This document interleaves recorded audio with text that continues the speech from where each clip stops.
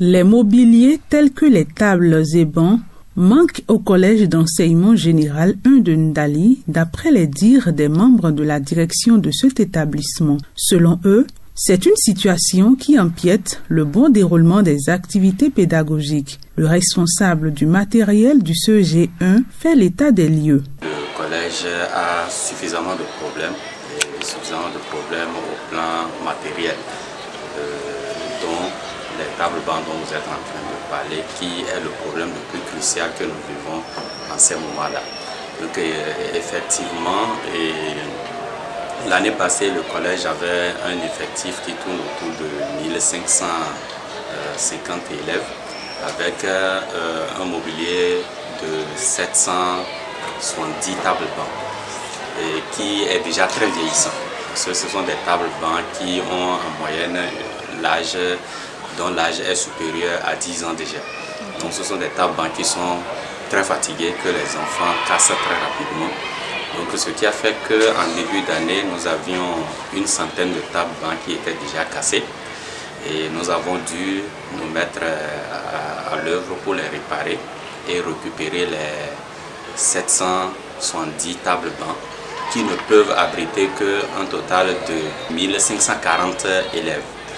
Or, avec les nouveaux élèves qui sont arrivés, les 6e, nous avons eu environ 310 élèves qui sont venus pour la 6e cette année, les transférés et tout ça là. L'effectif de l'établissement est passé à 1720 élèves. Donc avec 1720 élèves, nous avions eu un écart d'autour de 180 élèves qui n'ont pas de table, soit environ 2 salles de classe qui n'ont pas de table. Donc on a un déficit de 90 tables au moins au niveau du collège. Et les contraintes budgétaires étant là, nous avons suffisamment de charges à prendre en compte. Nous ne sommes pas en mesure de pouvoir réaliser 90 tables. Le budget n'a pris que la réalisation de 12 tables bancs par exemple, que nous avons déjà eu à réaliser, mais ça ne peut pas juguler le problème que nous sommes en train de vivre au niveau de ce collège, ce qui amène une situation de déplacement de tables bancs pendant que d'autres sont en classe. Si les autres ne sont pas là, les apprenants sont obligés de passer dans les classes libres pour chercher les tables bancs et venir les compléter dans leur salle. Face aux difficultés liées à la pénurie de mobilier, une stratégie a été adoptée par l'administration du CEG1. C'est ce que nous a fait savoir le censeur. Ce qui m'a amené à faire d'une classe, la 5e une classe volante.